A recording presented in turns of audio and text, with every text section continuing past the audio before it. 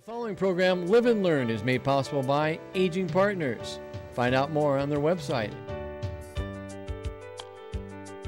Hello everyone and welcome to Live and Learn. I am your host, Jerry Renaud. It is summertime and that means baseball. And we want to talk about baseball today.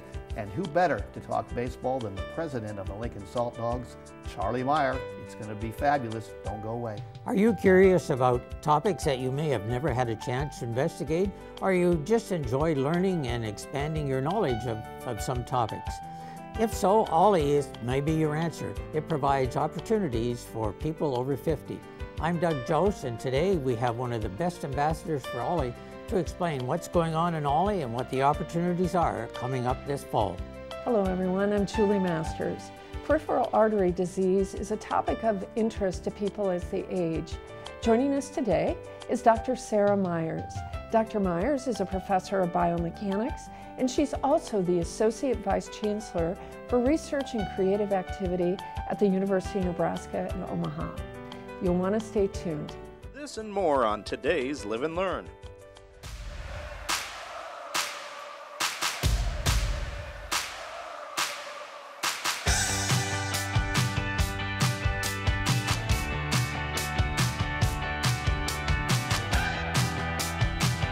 There you get to see some great action out at Haymarket Park with the Lincoln Saltdogs, Lincoln's only professional baseball team.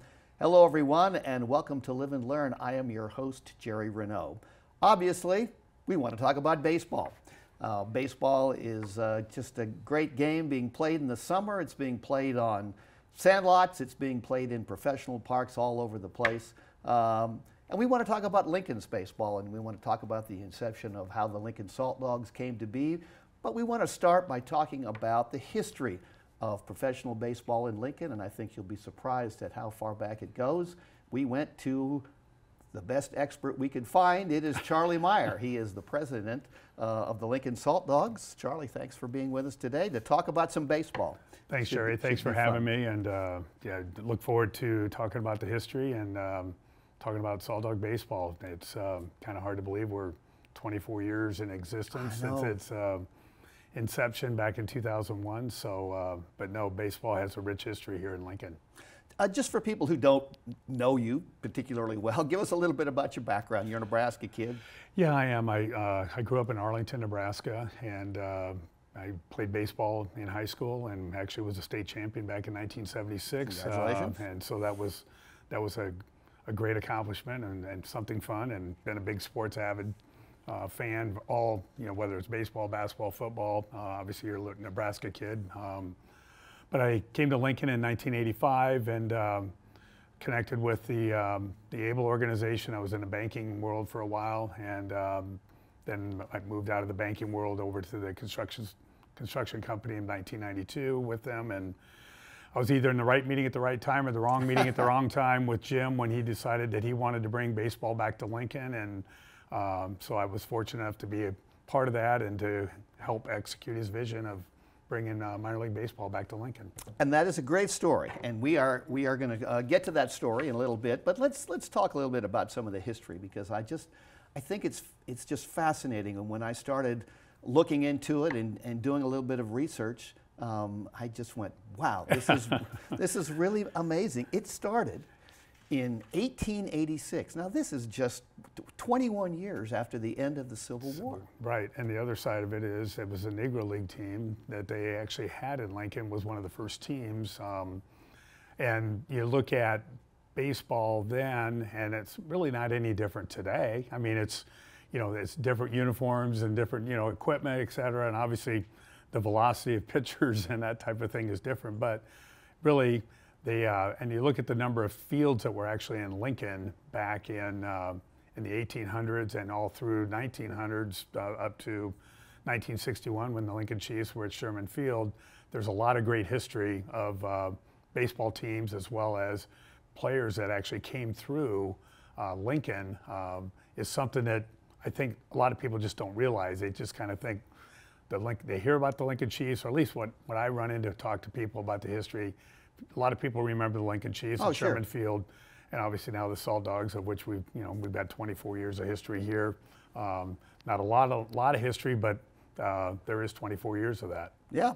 Well, and it was Henry Durfee, Harry Durfee, who got a franchise in the Western League, and they started playing, and they actually won their very first game, and then they folded after a very short period of time. I mean, there was a lot of starting and stopping that sort of went on. You mentioned the Negro League. There was also an Indian League. Right, we had an Indian League also. Yep. It was a couple of guys from Omaha who were waiters who decided that they wanted to have a professional baseball team, and so they came down to Lincoln and they got this thing organized and they got set up and they started playing.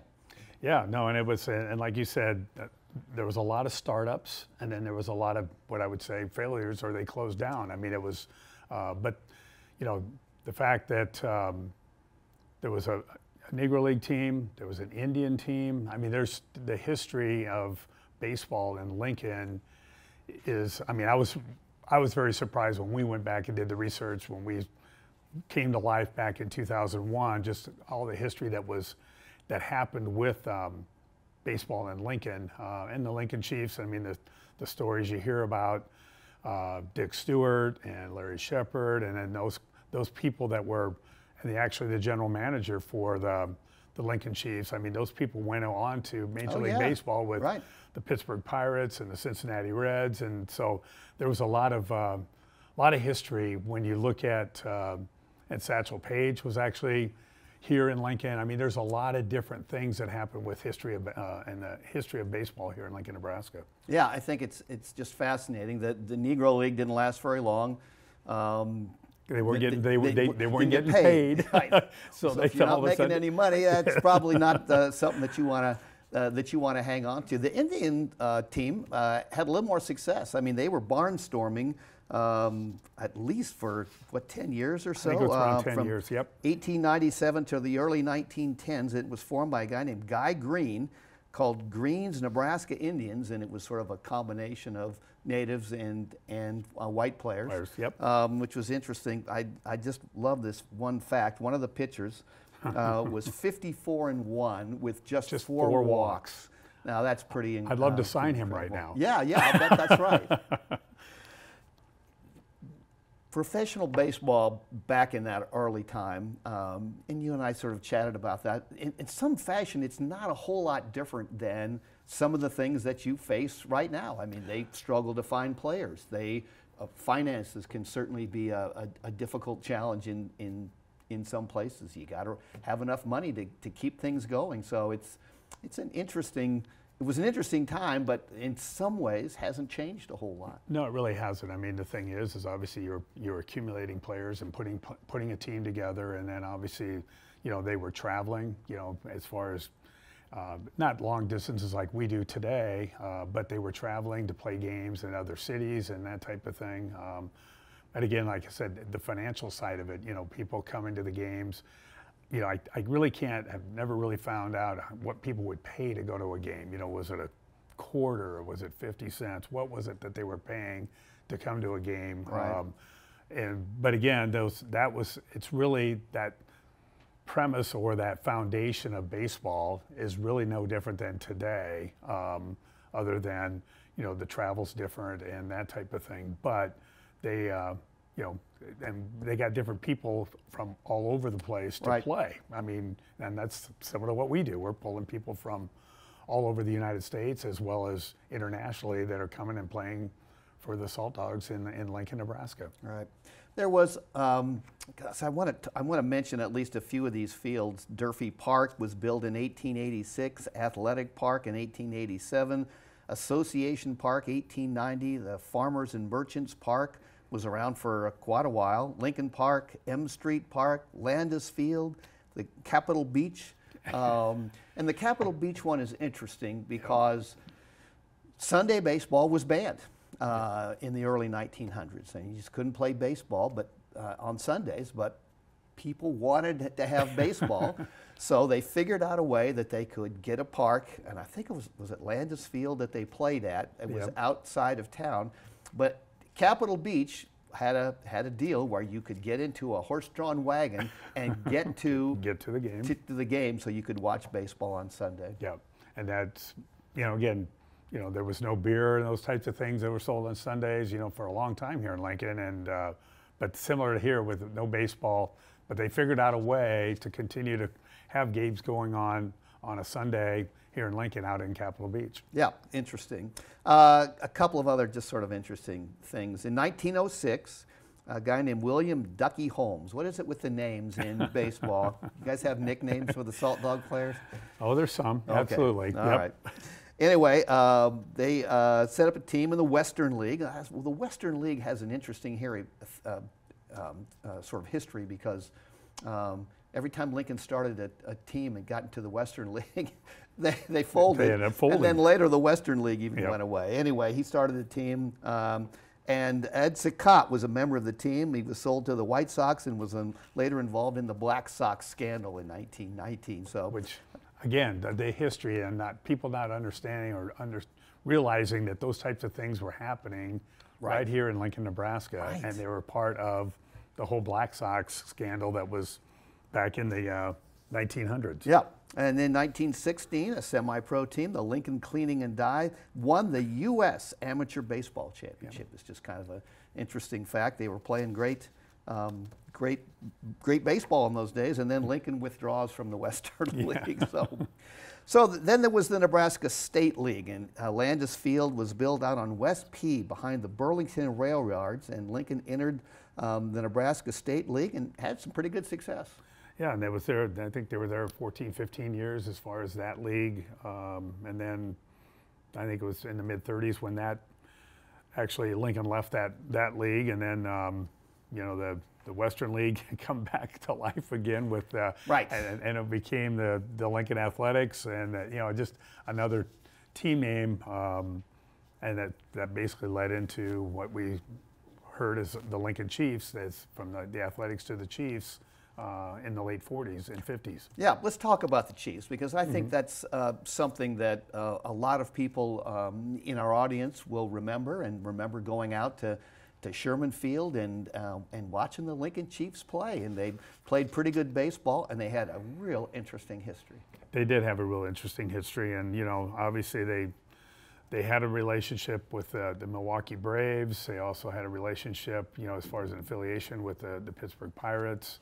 There was a connection too with the Cincinnati Reds a little bit, but Dick Stewart, had 66 home runs. Yeah. Larry Shepard ended up, he was the manager of the club, and I was fortunate enough to be able to meet him, and it was what a wonderful individual, and it was always fun to have lunch with him and just kind of talk about the Lincoln Chiefs and the different players, whether it was Nellie Fox, Bob, and he brought up the Nebraska players that Bob serves, and all the different people that were a part of the history of baseball in Lincoln, Nebraska. And but the Chiefs operated, I think, through the 50s and to the early 60s when they actually folded in 1961. And a little fun fact of the Lincoln Chiefs and the history, Jim Abel, when he was a kid, went with his cousins and his uncle to the Lincoln Chiefs game and actually won a Schwinn bicycle. And that was one of the lasting memories that he had of remembering going to a Lincoln Chiefs game and winning a Schwinn bicycle. And that's really kind of what I would say was kind of the impetus of bringing professional baseball back to Lincoln in the early 2000s. Yeah, so it's a great story, and there's a couple more, and we're going to talk about that a little bit later on. I remember going to Chiefs games, and again, I still have the baseball that my brother and I chased down in the parking lot. There was a foul ball with my dad, and he goes, "There's that ball right there. Go get it." We hustled out there and we grabbed that baseball. It's still a memento for me. So I just thought the Chiefs were great, and they had some other really interesting moments, and boy, do I wish I could go back in time and watch one of those. But that's when Satchel Paige came to town. Satchel Paige came and pitched a game. Yep, pitched a game at Sherman Field. The other thing that all I have seen is pictures, and I mean it's really with fans when they were in the championship. I'm trying to remember what year it was, but when they won the championship, there's pictures of Sherman Field and all the fans outside, standing outside, inside the stands, and I mean, just great pictures, and the lights, and I mean, it was the historical moment at that time. And like I said, when I run and talk to people about the Lincoln Chiefs or Sherman Field, I mean, and Sherman Field's still here today. Yeah, it is. And it's where all the high school teams play now, and so it's a great great piece of history for the city of Lincoln. Yeah, it is. And you mentioned ex-Chiefs manager Larry Shepard. He was named the manager of the Pittsburgh Pirates. Ex-Chiefs general manager Dick Wagner hired as the general manager of the Cincinnati Reds. Yeah. So some really great history there, but they ran into some financial difficulties, I guess, and they had to sort of close shop, and there wasn't much professional baseball in Lincoln for quite some time. For 40 years. But yeah. Jim Abels never forgot about that Schwinn bicycle, and the history there becomes very interesting of what he did with that, how he kept that with him, and we're going to talk about that just a little bit later. But first of all, we need to take this quick break.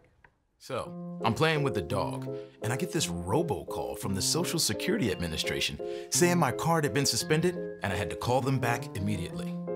And that's when I remembered a tip from the AARP Fraud Watch Network. Random robocall? This is a Social Security scam. Recognize fraud sooner, Robots. so your money lives longer. The younger you are, the more you need AARP. Welcome back to Live and Learn. I am your host, Jerry Renaud. We are talking with the president of the Lincoln Saltdogs, Charlie Meyer. Charlie, again, thanks for being here with us today. Thanks for having me. We've been talking about history. Let's talk a little bit more about some recent history.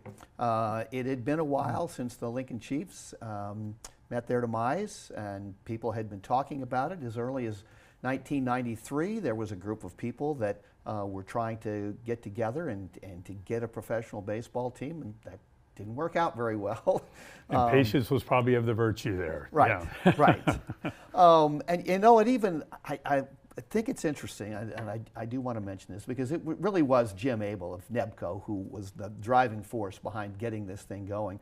But his grandfather, even back in the late 1920s, tried to get a professional baseball team here in Lincoln. So there's baseball blood in the Abel family. There is baseball blood in the Abel family, and like I said, that his grandfather had put up some money to try to get a baseball team in Lincoln in the late 20s, and we found out when we were going through and researching the history. Jim's winning the bicycle at Sherman Field was kind of one of those things, and you know, and then basically in 1998. They were building the Sky Suites over at Memorial Stadium, and the architect for that was Stan Meredith, and he had done a lot of minor league ballparks around the country, a great relationship with the New York Yankees, Cincinnati Reds, the Seattle Mariners, and you know, he just basically kind of put the idea in Jim's head, hey, you need a minor league team here in Lincoln, Nebraska, and so that's really kind of where it all kind of started. And then, you know, Jim met with some people up at Quarry Oaks, and they talked about it in mid-1998. And like I said earlier, I was either in the right meeting at the right time or the wrong meeting at the wrong time with Jim. And well, I really want to ask how that works. Are you sitting in your office one day and you get this knock on the door, and it's Jim Abels, and he says, I'm going to start a baseball team, and I want you to go out and research it? Yeah, that was, well, I was just in his office, and we were just talking. It was the end of the year, and we were just talking, and he just said, I got this idea. And so I started to do some research, and he had already kind of talked to the Northern League, and Miles Wolfe was the commissioner of the league at that time, and Miles had been here in 1994 when it failed, and they were trying to do it at Sherman Field and that type of thing. And so all that, like I said, the stars kind of aligned. Jim, we did some research, and then we basically had some communication with, we knew the university was looking to do something different with Buck Belzer because they needed to expand the football operations, and so they were looking for a new field or new location for that. They were looking to go to Abbott Park out on 70th Street. And when we were talking with Stan, and he just said, you know, minor league ballparks or baseball fields need to be near downtowns. And so You know, the city had talked to us about first and Cornhusker location and that type of thing, and we looked at other locations around Lincoln, and you know, Jim said funny story, one day he walked in my office and said, "Hey, I know where the field needs to be." I said, "Okay." So we jumped in the car, went over and drove over where we're at currently, and probably within about 50 feet of where home plate's at as he parked the car there. Well, we actually went through the tow lot entrance, and he didn't stop. He just went all the way down, and we pulled in, and he looked at, here's the Memorial Stadium, and there's the Capitol and the skyline of downtown Lincoln, and he just said, "Hey, this is where it needs to be." And I said, "Well, that's maybe good." Not. I said, "Yeah, I think that could work, but we'll have to see." I mean, the configuration of it with the sun and that type of thing, we had to make sure that would work. But we're probably within 50 feet of where actual home plate is of Haymarket Park, and we drove out, and the tow guy was running at us, and Jim goes, "What's that guy want?" He goes, "Well, he probably wanted to make sure who you are, what we're doing." He goes, "Oh, well, that's okay." We just drove out and went away and started down the process. So, I mean, it feels like it's been there forever. I know it's only been 24 years, but before that, I mean, what was the difficulty of getting that land in the first place? Well, I mean, obviously, you know, it was the first public-private partnership that was really kind of formed with the university and the city and then NEBCO.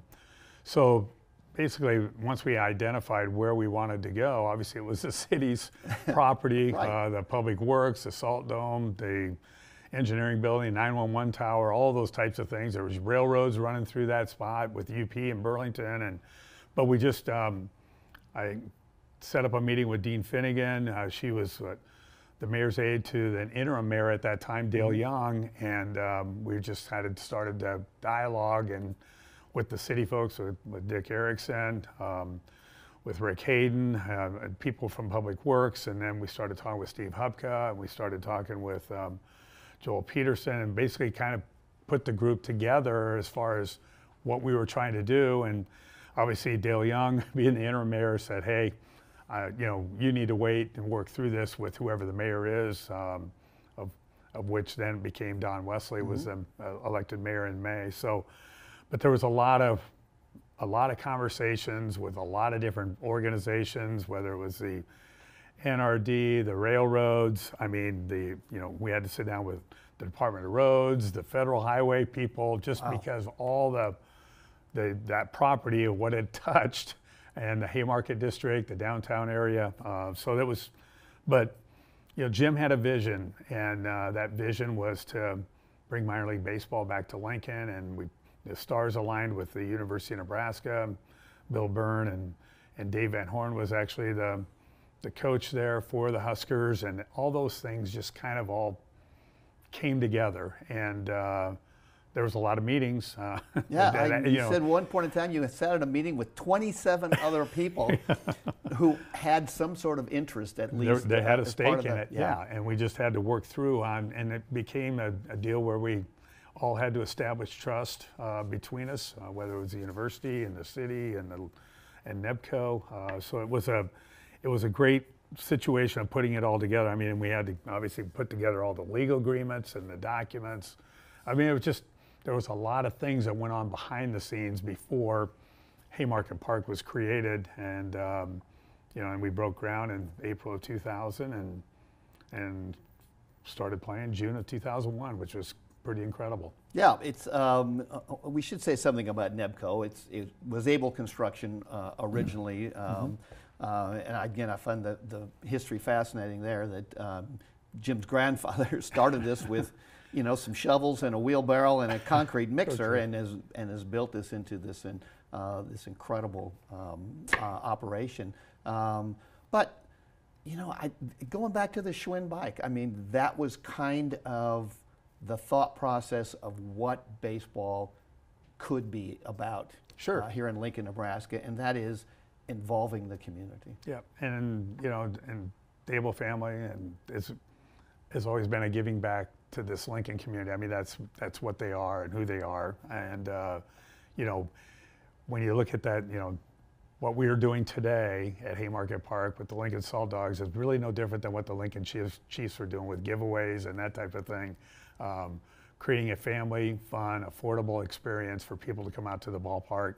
That partnership with the University of Nebraska, Dave Van Horn, when we first started this up, they got into the regionals, they got into the College World Series. I mean, there was a lot of excitement, a lot of, and obviously the construction period was tough that first year. We were hoping to get the Huskers in there before their end of their season, but it just didn't happen with the weather we had in the winter, and we were fortunate to even get to play June 1st when we opened up. I mean, John Sampson and I planted the last tree out in the basically the batter's eye at about 4:30 in the afternoon. I said, well, this is as good as it's going to get. We got to get going, and that game happened.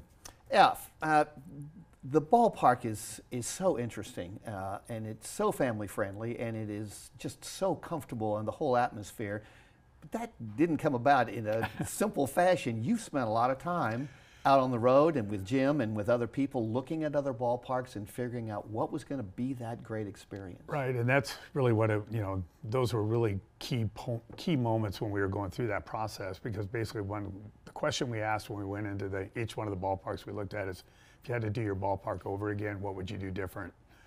Basically compiled that list, give it to the architect, said don't screw up. And but Victory Field in Indianapolis is very similar to Haymarket Park. I mean, Jim wanted a ballpark with basically a park within a park. People could walk around the ballpark, the skyline of downtown Lincoln. I mean, I'm biased. I'm part of the process from the beginning, but I think it's one of the best minor league ballparks or collegiate ballparks in the country when you look at the skyline of downtown Lincoln, Memorial Stadium, and everything. So we're very fortunate to have that here in Lincoln, and it'll be here for years to come. Yeah, and it consistently wins best ballpark in the league, right? Yeah, we have been Field of the Year all 23 years that we've been in the American Association or the Northern League. So hats off to the staff, and I've got great people. You're only good as the people you got around you, and I've got great staff, and the turf people and the stadium operations people all make it happen. Yeah, I'm not sure how much people realize goes into just getting ready for a game. And you do it 50 times a summer. 50 times a summer, yep. So no, we're basically putting 50 shows together, and again, it takes all good people. I'm fortunate to have great staff and people that have been with us a long time. And the field itself it just speaks for itself. Everybody, the teams that come to Lincoln to play, they all want to come to Lincoln. Lincoln's a great spot, and the Haymarket area, we have a lot to offer here in Lincoln, Nebraska.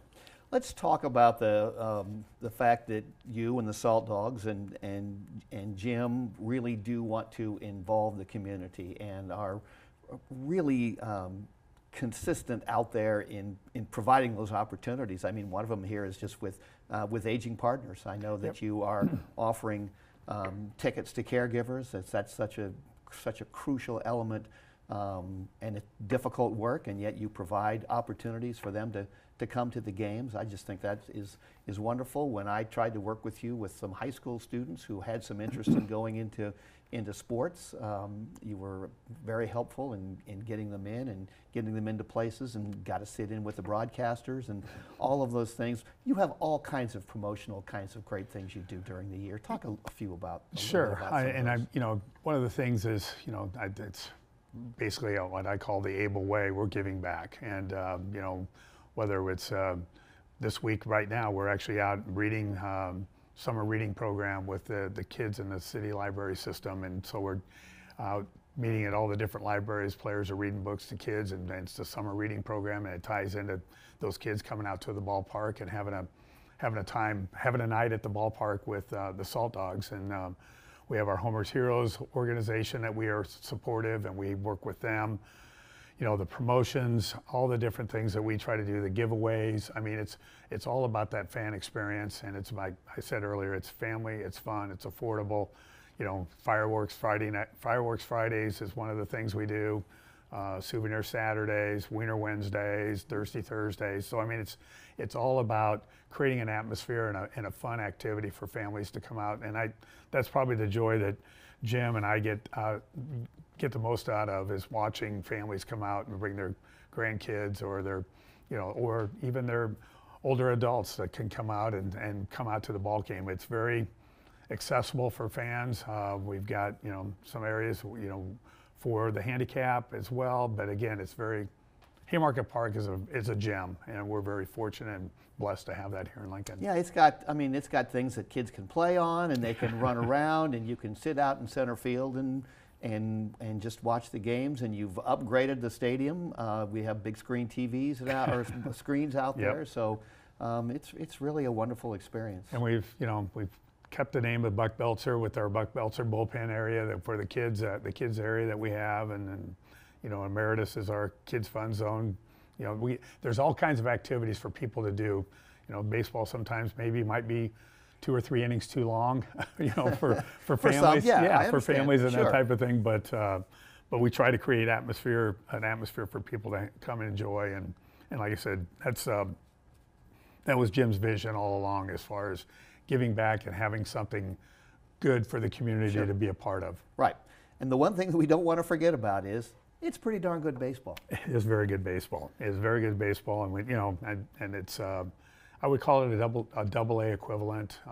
Probably when you look at it over an entire season. You know, we've had players that have been picked up. That's really what the whole premise of our league is, to move players into Major League Baseball. Or now, you're not associated with it. We're not associated with anybody. We're independent, so all 32 teams can come take players from us, and you know, and so it's interesting to watch that. We've had 4 or 5 players that have made it to the show, and so, but it's you know, the baseball is really good, and you know, I think. You know, a lot of times I've seen with fans when walking out of the game and say, "Hey, thanks for coming out to the ballpark. What was the score of the game?" And they have to turn around and look at the scoreboard, because they haven't really that really wasn't their premise of why they were there. Right. So, right, great fun. The Salt Dogs are a gem, and we're so delighted that they're here. And thank you for being here. We appreciate your time. Come back and talk to us again sometime. I will be glad to do that. Thanks for having me. We do want to mention that in 2009, the Salt Dogs did. won the league title, and I think we've got some video that we're going to take out with the show of that final out, so that should be kind of fun. Thanks again for stopping by. Thanks to all of you for tuning in. We appreciate it. Stay safe, stay healthy, and remember, it's never too late to live and learn. The 3-2. Line drive caught by Brandon Jones. The Salt Dogs win. Lincoln is the 2009 American Association champion. My kid has been asking for this hot new gaming thing, and I was like, okay, he had a birthday coming up anyway. So I finally find the video game online in stock. Thing is, it was from this shoddy website full of typos. That's when I remembered a tip I got from the AARP Fraud Watch Network. Bogus website? This is a shopping scam. Got us matching t-shirts instead. Recognize fraud sooner. He loves his. So your money lives longer. The younger you are, the more you need AARP. Welcome to Live and Learn. One of the best ways to keep your body functioning well is to keep your mind active. And one of the best ways to keep your mind active is to participate in the Osher Lifelong Learning Institute, which has courses and activities for people over 50. I'm Doug Jost, and welcome today to Charlyne Berens, who's the co-chair of the Curriculum Committee. Welcome, Charlyne. Thank you. I'm happy to be here. Let's talk a little bit about OLLI in general before we get into specifics. OLLI is called Osher Lifelong Learning. Where does that name come from? Well, OLLI, O-L-L-I, stands for Osher Lifelong Learning Institute.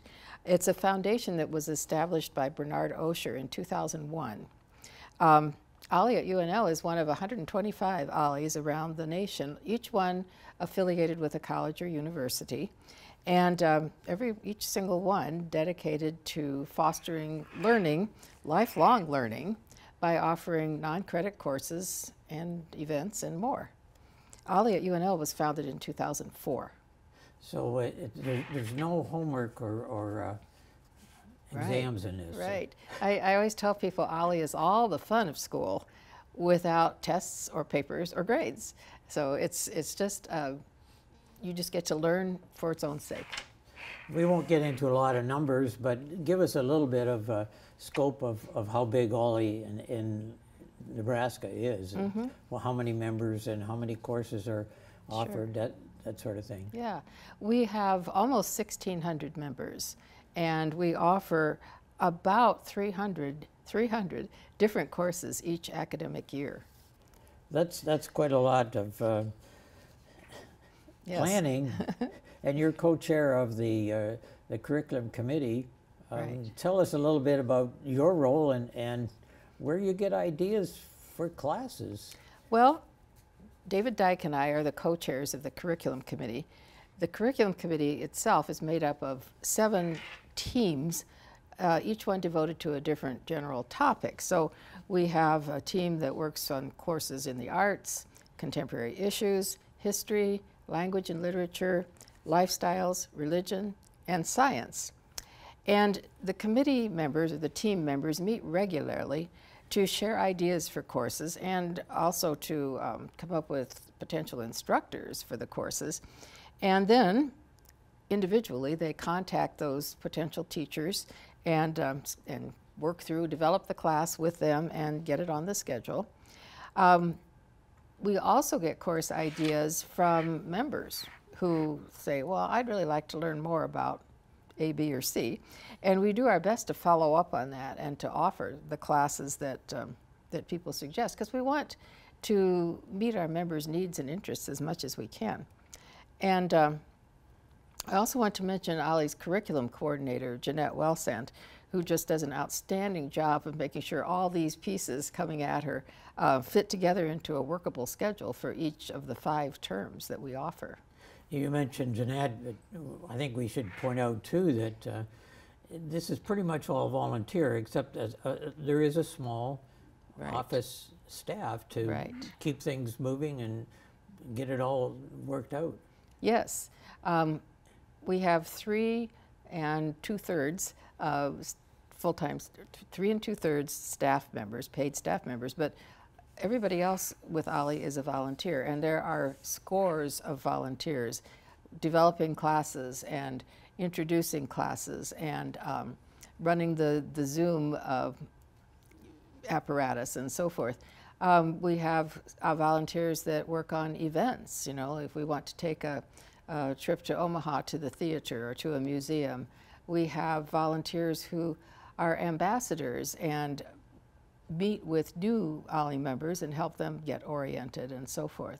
So there are all kinds of opportunities to help. And I think we should point out too that the instructors classes, that's all volunteer. Nobody's paid to present classes. That's right.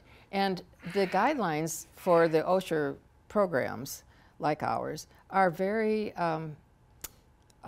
loose, very flexible. So some OLLIs do pay their instructors, and they charge more as a result because you need to pay the instructors, and they offer fewer courses as a result. Our model here has been that we want to keep the costs as low as possible so that it's available to many, many people. And as a result, we ask the teachers to teach for our eternal gratitude and not for money. And we're really fortunate that they do. Many of our instructors are UNL faculty, either current or retired emeritus people, some Wesleyan faculty, SCC people, and then OLLI members too who have expertise in certain areas and are happy to talk about that. Well, coming up in the fall, first of all, there's five terms each year of classes. But to kick off the next year, OLLI has an open house coming up. Tell us about that and how people can participate. Sure. The open house is scheduled for Friday, August 9, from 12:30 to 3:30 p.m. at the UNL East Campus Union. And I know people are always concerned about parking on campus, so I want to be sure to add that free parking will be available. The open house will feature booths at which people can learn more about OLLI courses and events and interest groups and travel opportunities and have a chance to make new friends. And they'll be able to meet other OLLI members and volunteers who are helping that day and to just learn what OLLI's all about. And then with help from the OLLI ambassadors that I mentioned, people can join OLLI on the spot that day if they'd like to. So that there's no charge involved here, but you we would like people to register so you can plan for That's right. some snacks and so on. That's right. I was going to say, we have food. They will have food. And so it's helpful to know approximately how many people will come. So all the details about the open house are available now on the OLLI website, olli.unl.edu. And you can register for the open house there too, starting next week on July 2. Everybody's welcome. The open house is free. You don't need to be a current member. And in fact, we hope a lot of non-members will come and learn what OLLI is all about and what we have to offer. So there'll be information and a catalog for the full semester be available? Yes. The hard copies of the catalog for our first term in the fall will be available. But the entire catalog is also online at the OLLI website starting July 24. And then registration for the fall term starts August 13th. And it's really easy to register online, but if you prefer to do it on paper, that's an option that's also available. Yeah, I'd like to emphasize that I've done that lots of times myself, and registering online is pretty simple. It really is. It works pretty well. Yes, and then you automatically get an emailed copy of your schedule, for, all the things you've registered for, when they meet and so forth. If it's a Zoom class, you will get an email with the Zoom link. You'll get a reminder a week or so ahead of the class time and so forth. Charlyne, one of the things that OLLI here in Lincoln has pursued is expanding to Omaha. Now, Omaha currently doesn't have a separate program. Tell us a little bit about that and the efforts that are being made to sort of bring opportunities for people in Omaha into OLLI. Sure. Our director, Bob Mickle, and the rest of the staff and our volunteer leaders are working really hard to share OLLI's opportunities with people in Omaha, in the Omaha area. Many of our classes are offered simultaneously in the classroom and on Zoom, so you don't have to live in Lincoln or nearby in order to take most OLLI courses, except for the hands-on things like cooking classes or kayaking and things like that. But we also are hoping to plan some courses that are taught in Omaha and then offered also on Zoom to people who live elsewhere. We want the Omaha people who are taking OLLI classes to have the chance to get to know each other too, because that social connection is a big part of what OLLI has to offer. You've mentioned the social aspect, so what are the things that, I know you've been involved a lot yourself as a student and as a coordinator.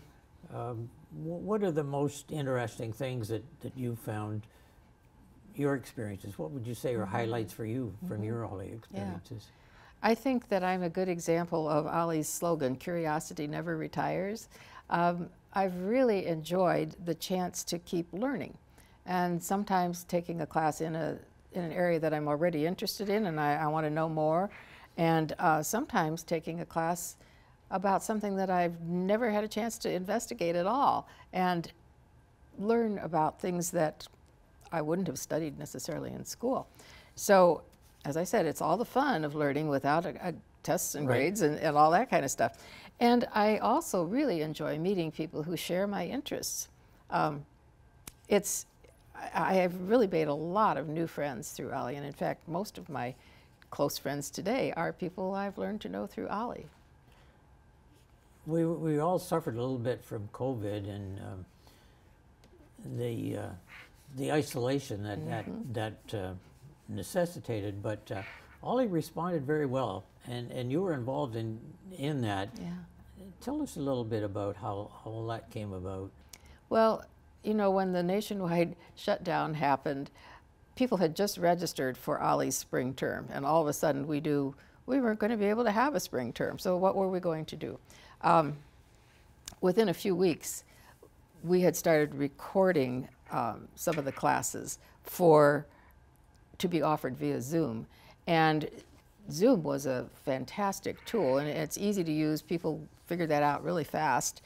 And in subsequent terms, while the nation was still pretty much shut down, we offered a lengthy slate of courses live on Zoom, about 40 to 45 per term.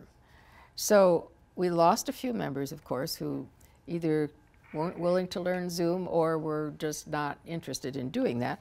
But we've gained most of them back again and more. And the people who stayed with us took many courses, about 7 per year per person. So it was one of those ways that OLLI adapted rapidly to the needs of the moment. Charlyne, this is very interesting, and you're one of the best ambassadors for OLLI, and I really appreciate you being with us today and sharing this information about OLLI and what's coming up for the coming year. Thanks a lot for being here and visiting with us. Thank you. It was fun. I think OLLI's a wonderful opportunity for people in Lincoln and the whole area. Remember, it's never too late to live and learn about OLLI and the experiences that you can gain from participating in classes and activities. I was doing some shopping and got a pop-up on my laptop. Computer had a virus. So I called the number on the page, and the guy on the phone wants to take control of my screen to sort it out. Then I remember a tip I got from the AARP Fraud Watch Network. Control my screen. This is a tech support scam. Thankfully, my order still went through. Recognize fraud sooner so your money lives longer.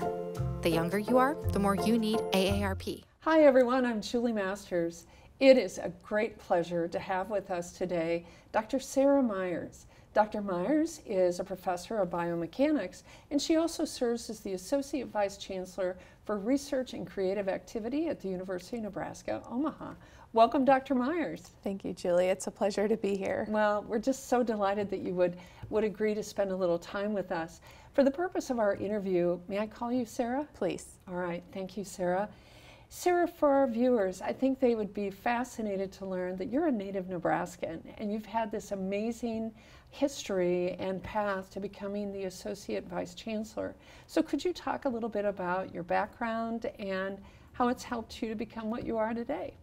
Sure, be happy to. So I grew up on a farm in rural Hampton, Nebraska, about an hour west of Lincoln. And I grew up in a family with 8 children, and there's not a ton to do in small towns, so I mostly worked on the farm and played a lot of sports at my local school there.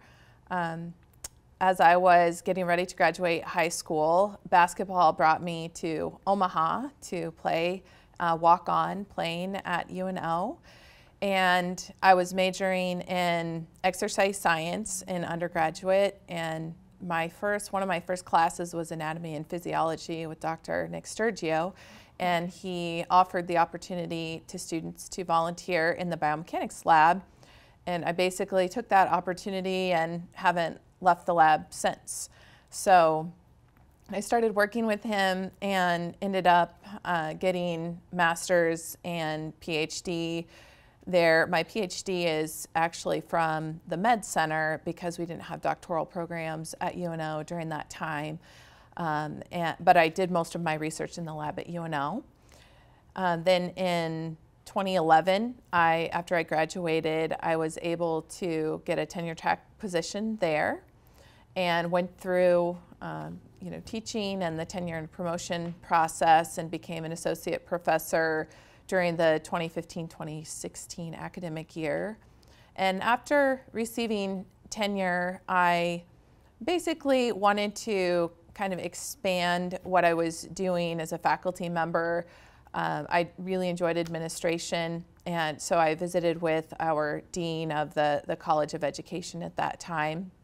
And there just happened to be a new position in the Office of Research and Creative Activity as Assistant Vice Chancellor to support the Associate Vice Chancellor. And I applied and was able to get that position. So I've been in ORCA, we call it the Office of Research and Creative Activity, since 2016. And then in the fall of 2022, my boss at that time applied and received the Chief Research Officer position over at UNMC, and so I moved into this role first as interim and have been in the permanent position since August. Since August. Yeah. Well, as a faculty member, observing your performance, you've done just a tremendous job in highlighting the benefits of research.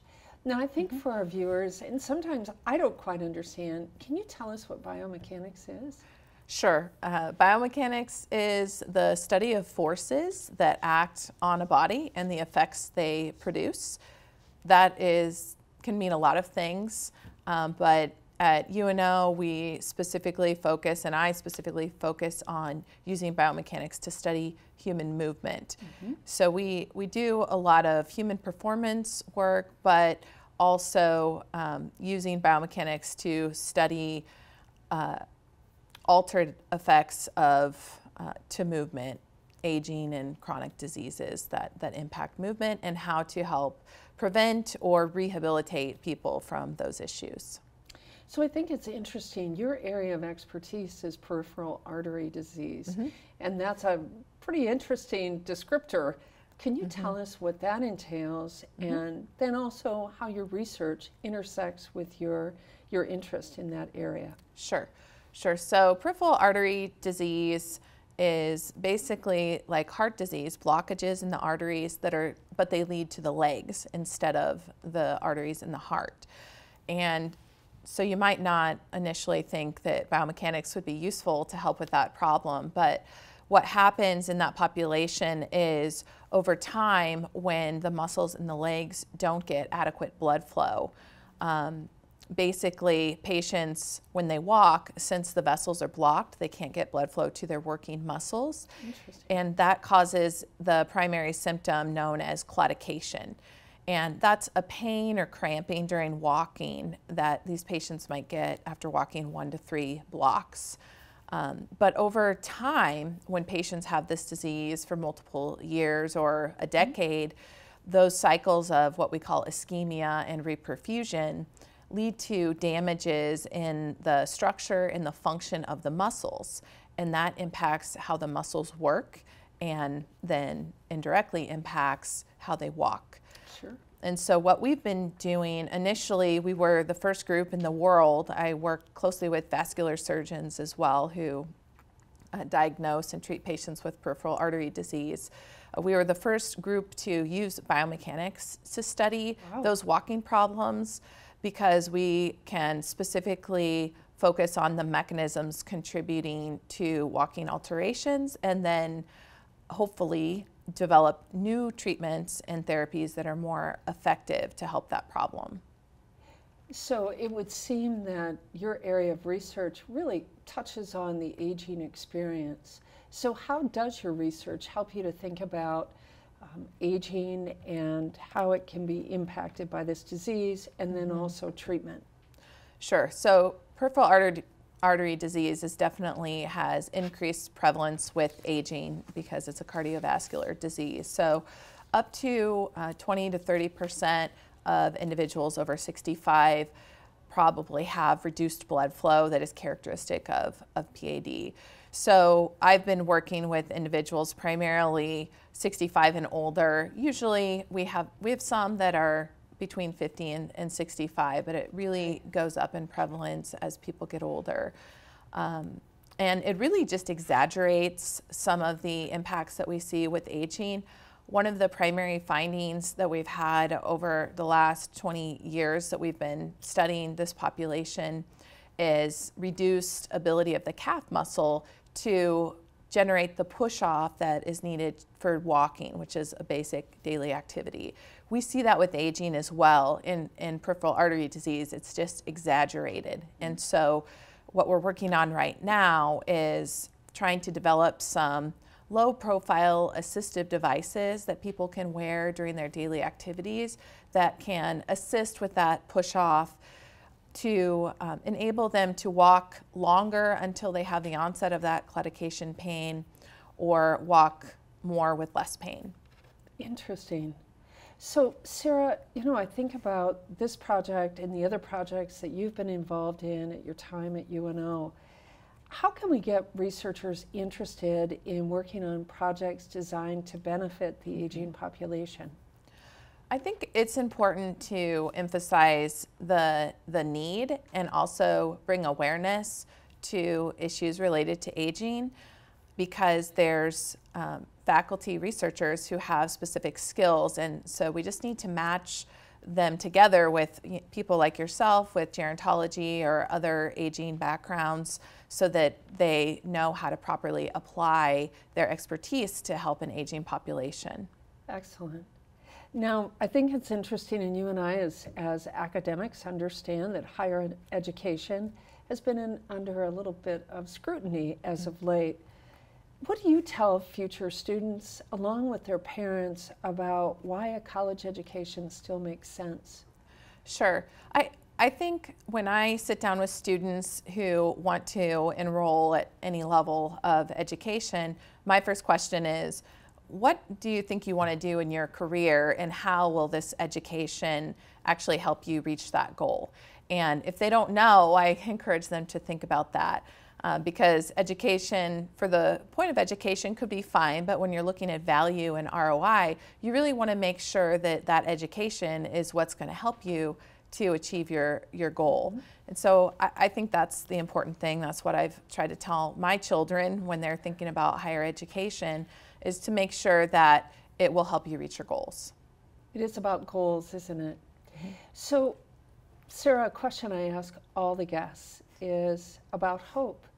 And as an academic, as an administrator, but also as a mom, right? A wife and a mom. What brings you hope in your life? Yeah. Well, Julie, it's very personal to me, but I have a very strong and active faith. And, hope for eternal life is really what drives me to do my best in this life here, and gives me just joy throughout the day and throughout trials. I think that couldn't be a more succinct and perfect answer. Sara, thank you so much for being with us today and educating our viewers about your research, about peripheral artery disease, also about the value of higher education. We couldn't be more grateful to you. And to our viewers, remember, it's never too late to live and learn.